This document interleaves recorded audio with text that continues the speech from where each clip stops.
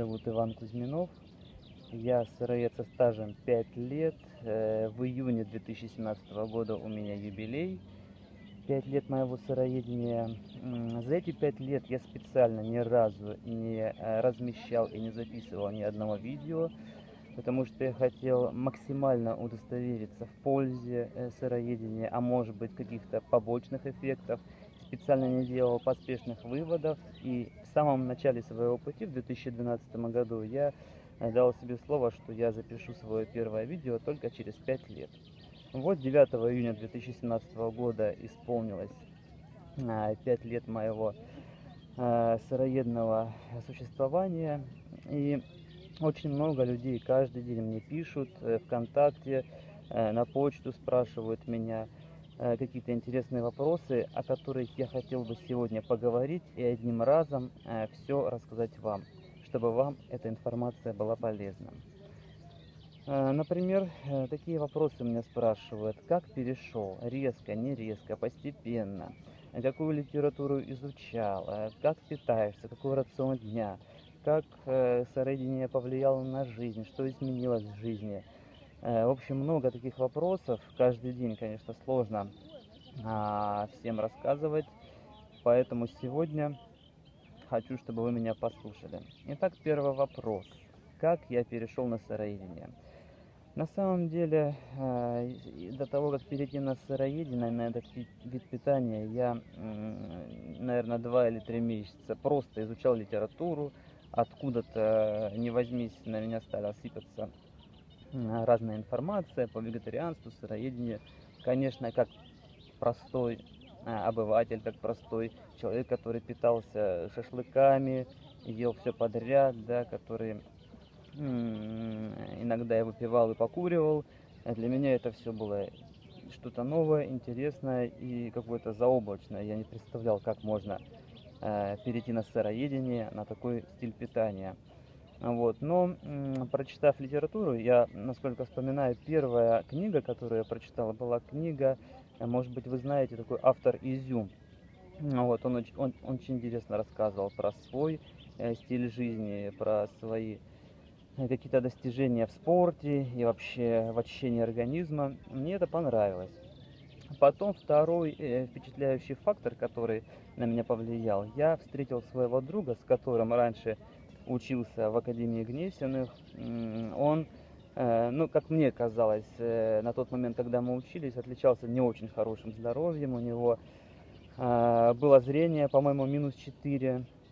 -4, он ходил в очках, такой был, ну, не очень крепкий, можно сказать. И вот случайно просто мы с ним встречаемся как-то после 3 лет или 4, пока мы не виделись. И он такой весь бодрый, такой весь: Ванечек, привет, как дела? Так, пойдем потреним с тобой, пойдем все. Я говорю: слушай, а что ты без очков? А он говорит: да я ж на сыроедение перешел, уже 3 года на сыроедение, сыроежа, вот ты что, морковку, яблочки ем, и вообще все отлично у меня в жизни. А даже, говорит, зрение восстановил. Ну, он, правда, еще какие-то специальные упражнения делал для глаз. Вот, так что он в этом гуру. И я, посмотрев на него, думаю: ё-моё, а чем я хуже? Так надо тоже переходить. Ну и знаете, тоже каждый день я думал: да как же я без мяса, да как же все равно, что надо курятину есть. Да и все как-то у меня откладывалось в долгий ящик. Ну а потом в моей жизни кое-что произошло. Я попал на крупную сумму денег, потерял больше 1 000 000 рублей. Может быть, вы слышали, в 2011 году была пирамида МММ. Вот я в нее тоже попал, вложил деньги. Сначала что-то зарабатывал, но потом просто взял и потерял все, к сожалению. Вот, вернее, наверное, к счастью, потому что у меня была такая небольшая депрессия, то есть я опустил руки, я не знал, что делать, я вложил все деньги, которые у меня были, продал машину, вернее, заложил ее в ломбард. И для меня, конечно, это было большое потрясение. Я просто сел на диван в один день, и просто целый месяц я сидел, пил пиво, э, ел все подряд, то есть у меня была просто депрессия. И в один момент я понял, что пока я в себе что-то не изменю, пока я не изменю свой образ жизни, пока я не изменю отношение к себе, к миру, пока я не перестану вот быть таким, ну, просто каким-то амебным, да, и жизнь не поменяется.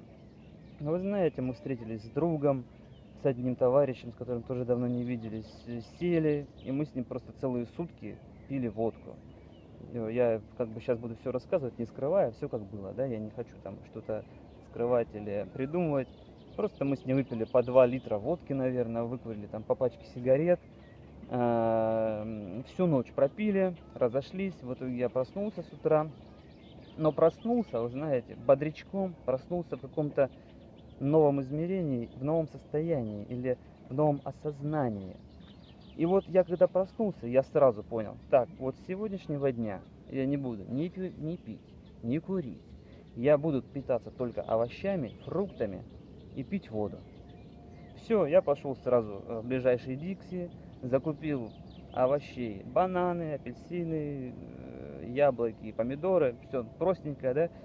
2 пакета принес домой, ну и все, начал питаться. Просто начал с этого дня вот употреблять только овощи и фрукты. Никакой соли, ни сахара, ни чая. Ну, кофе я тоже никогда не любил, в принципе. Вот, кофе я тоже не признавал, в принципе, и сейчас не признаю, никому не советую его пить. Вот, и, значит, это было 9 июня 2012 года. Я перешел, ну, честно скажу, неделю я питался, я прям сразу почувствовал прилив сил, я начал каждый день бегать, каждый день я увеличивал свой бег на 10 минут, начал с 20 минут, потом 30, потом 40, потом 50, 60, ну где-то так начал бегать до 2 часов. Дошло, мне прям было это в кайф. На тот момент, да, конечно, было июнь, была жара, было тепло, были арбузы, дыни, то есть я с удовольствием питался, и даже на мясо меня не тянуло. Вот.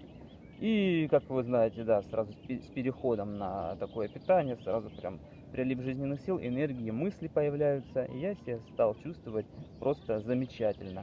Но прошла неделя, и я все-таки подумал, ну как же, вот я хожу на тренажеры, я вот там бегаю, ну все-таки, может быть, отварную курицу там не надо, но опять же, понимаете, это стереотипы, те стереотипы, которые нам вбивают с детства. И у меня он, этот стереотип, сидел. Я пошел себе купил куриную грудку, отварил ее, как я помню, сделал себе большой красивый классный салат там с морской капустой, с вакамы, да, я вакамы перетирал и использовал их как соль, как подсаливатель. Вот, значит, салат, помидорчики, огурчики, и что произошло? Я съел эту грудку, так было вкусно. И через полчаса меня вырвало, у меня был понос, я блевал еще, наверное, 2 часа, вот, пока все из меня не вышло. И вот знаете, вот на тот момент я понял, что все, мой организм не принимает больше мяса. И все, с этого момента я стал стопроцентным сыроедом. Целый год я пил только воду, я очень сильно похудел, я весил 84 килограмма, но я потому что очень сильно занимался профессионально тяжелой атлетикой, вот, и, конечно, для меня это был шок, для меня это был стресс, потому что я с 84 килограмм за 3 месяца похудел до 59. Конечно, люди, которые меня видели, друзья, коллеги, когда я приехал домой к родителям, все говорили: ой, Ваня, ты Освенцим, это ужас, какое сыроедение, зачем тебе это вообще надо, ты посмотри, на кого я похож. Но в тот момент я чувствовал себя прекрасно, я был бодр, я чувствовал, что из меня все вышло только что можно. И вот этот вишлак, который у меня накопился за все эти годы, да, я не знаю, что это, что там, каловые камни или что-то еще, я никогда не всматривался, что из меня выходит, да, ну просто процесс идет и идет. Я почувствовал, что я реально начал очищаться. Где-то на 3-й месяц, на 3-й, 4-й, 5-й месяц я каждый день просыпался просто в жутком поту, то есть я менял себе 2-3 раза менял постель. Я не знал, что со мной происходит, просто вот я очень сильно потел, но это, видимо, вот выходили как раз-таки все шлаки не только через выделительную систему, но еще и через поры, кожу и все остальное. Вот, ну вот такой опыт у меня был перехода. То есть, ребят, я вам, начинающим сыроедам, что советую? Я вот всем говорю, да, не надо себя настраивать. Потому что многие говорят: ой, мне надо настроиться, ой, мне надо почитать, мне надо подумать, мне нужно постепенно переходить. Честно сказать, когда я перешел вот резко, да, и я сразу написал Я мало кого знал из этого мира сыроедов, вегетарианцев. Я просто там вбил какую-то группу и нашел там Евгения Кичигина. Вот он сейчас ведет разные лекции, семинары. Очень мне нравится, как человек себя построил, как он развился, как он построил свою вообще интересные вот эти семинары, проводит лекции голодательные. Мне прям очень нравится. Женя молодец. Вот. И я помню, что первый человек, к которому я обратился с советом, я написал: ой, здравствуйте, Евгений, вот я перешел резко. И он мне посоветовал, говорит: нет, Вань, ты резко не должен был переходить, это стресс для организма, все остальное, это ты можешь потом сорваться. Но честно сказать, я как резко перешел, так и теперь резко не могу и сорваться, понимаете? И это вот моя позиция, что не надо постепенно, не надо говорить, что ой, сегодня я буду меньше мяса есть, а завтра я буду только морепродукты есть, а послезавтра я только буду вареную картошку есть. Если вы решили твердо для себя перейти на сыроедение, то просто берите и переходите. Наберите себе арбузов, наберите себе манго, наберите себе там апельсинов, бананов и просто их ешьте. Да, поначалу, конечно, жор, поначалу тяжело, поначалу много энергии уходит вот именно на очищение организма. Но я говорю, буквально неделя, 2, месяц, и вы забудете вообще о вареной пище и о чем-то еще. Плюс, конечно, поначалу, да, я помню, что я сразу, как раз только открылся ресторан «Огород» Доброздравинский, я тоже первое, что нашел в интернете, я сразу себе заказал сыроедную пиццу, помню, там она рублей 700 стоила. Вот заказал, скушал, конечно, было вкусно. Но опять же, потом я подумал, а зачем все эти пиццы, зачем эти сыроедные там роллы, бургеры? Ну вот, просто бери бананы, бери яблоки, бери фрукты, просто их ешь. Просто разрезал их на 2 части, там, или вообще не разрезал. Приятнее же просто так откусывать и есть. Вот, и у меня была такая политика всегда, конечно, со стороны своих друзей, или родителей, или родственников. Я вообще вызывал какое-то недоумение у людей. Но опять же, один раз, когда я приехал к родителям, это было 3-й или 4-й месяц сыроедения, я приехал себе на родину в Ставрополь, мама меня спросила: ну что, как ты там сейчас питаешься? Ну, я же по телефону рассказывал. Я говорю: да, огурчик ты мне там с помидором порежь, нормально будет. Она: ой, как классно, готовить не надо, супер вообще, отличный сын у меня. Ну, то есть вот в этом я поддержку нашел. В принципе, да, потом она переживала именно за то, что, может быть, железа мне не хватает или чего-то еще. 2 года она вот иногда позванивала и говорила: Вань, ну может ты там яичко себе сваришь или там сосиску отъешь. Я говорю: мам, все нормально, питаюсь, как вот мне сейчас кажется, все хорошо. И один раз, когда я приехал домой, все-таки она меня там обманным путем, ну, то есть как-то случайно, говорит: поехали, меня отвезешь в больницу, в районную, мне там анализы надо сдать. Я ее отвез. Она говорит: так, я тебя тоже записала на сдачу анализов. Пойдем, я уже там все, твои данные отдала, твой полис, все, иди сдавай вот кровь на железо и на витамины. Пошел, сдал кровь, через полчаса анализы получили. Железо в норме, даже, по-моему, выше нормы было. Витаминов везде хватает. Я прям при маме у доктора спрашиваю: доктор, ну что, у меня все нормально вообще в организме, скажите мне. Она говорит: у вас прекрасные анализы, все чистенько, кровь хорошая, лейкоциты, тромбоциты, все отлично. Вот, и я говорю: ну что мне, переживать не надо по поводу своего здоровья?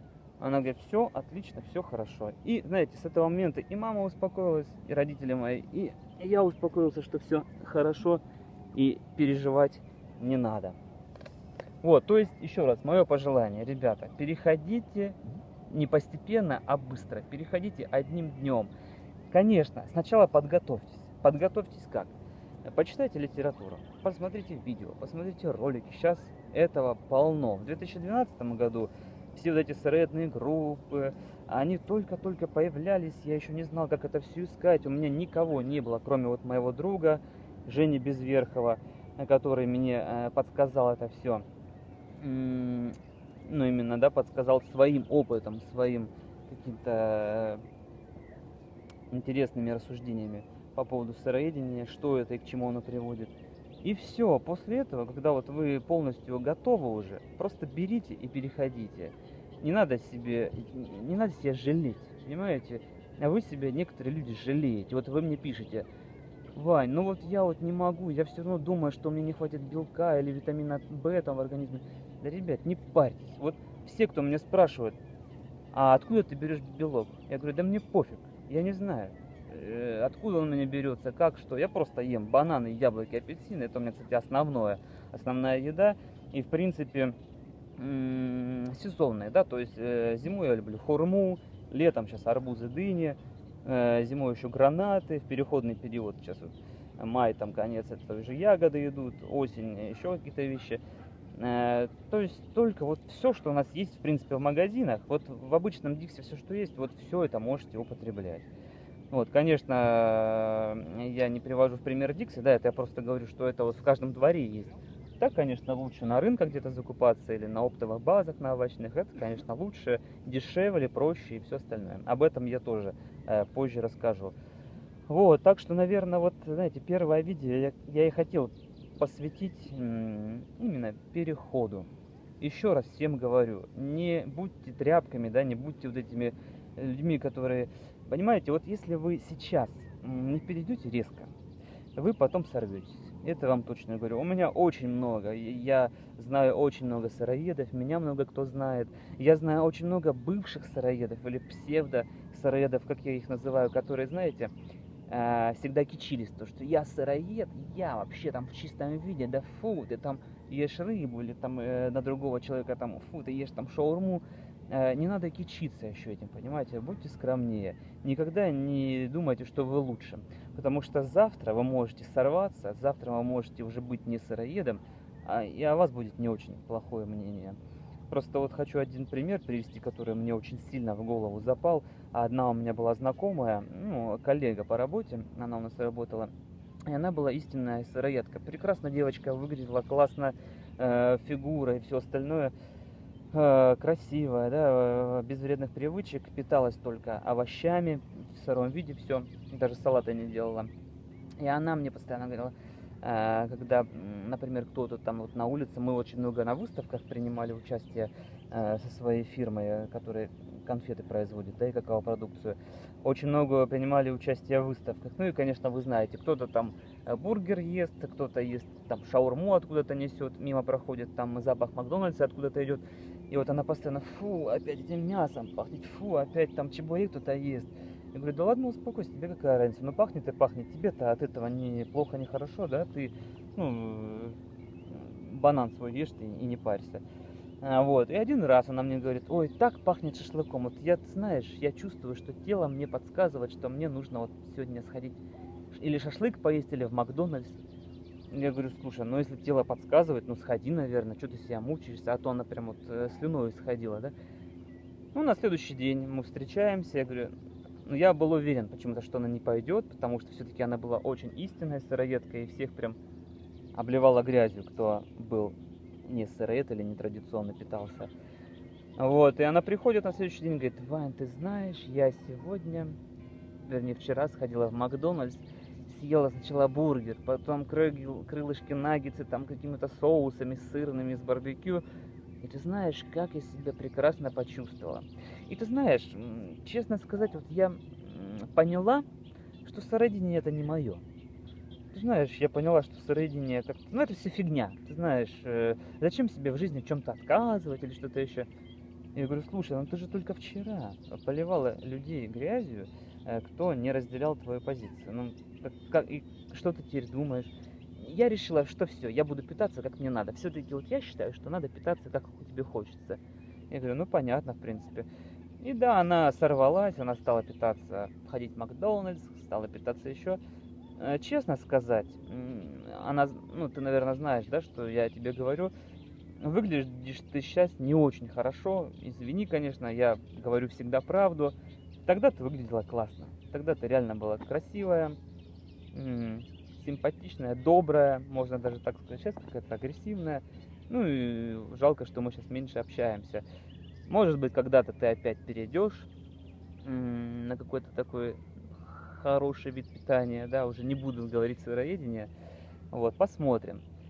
Так что, ребят, еще раз говорю вам, кто начинающие сыроеды или люди, которые все никак не могут перейти на сыроедение, думают, как это все сделать быстрее, проще, переходите сразу. Вот сегодня, вот вы сейчас посмотрели мое видео, посмотрите еще другие ролики, я вас прям настраиваю, давайте сегодня сегодня прям, вот досматривайте ролик, закрывайте компьютер, все, идите и ешьте овощи и фрукты. Выкиньте все, что у вас есть в холодильнике, все это говно, всю эту химию, которая настраивает. Просто выкиньте и забудьте.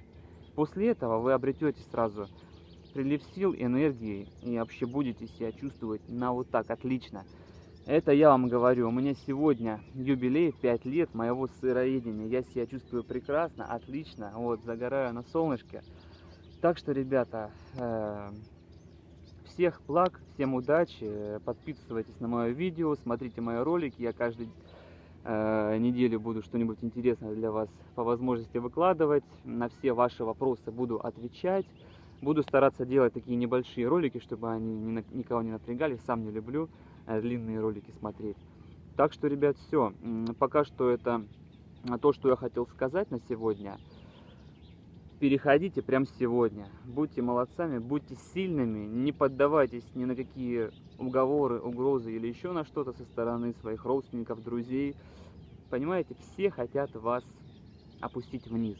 Вы, наверное, тоже всякую литературу читаете, смотрите видео, да, что все вокруг хотят просто, чтобы у вас ничего не получилось. Будьте выше этого. Потом я вам расскажу еще, как делать так, чтобы людей ставить на место, что им объяснять, что им отвечать. Все, ребят, прошу перепостить данное видео, если оно было вам интересно. Всем пока, удачи и хорошего дня. Всем пока, с вами был Иван Кузьминов. И сегодня у меня юбилей, сейчас отмечу арбузиком. Тарац-тарац, мой арбуз прекрасный, сейчас буду его есть. Все, давайте, друзья, пока, всем удачи. Всех обнимаю, Женечка, привет, спасибо тебе еще раз огромное. Ты вообще мой спаситель по жизни. И еще раз говорю, вот знаете, сейчас мысль пришла.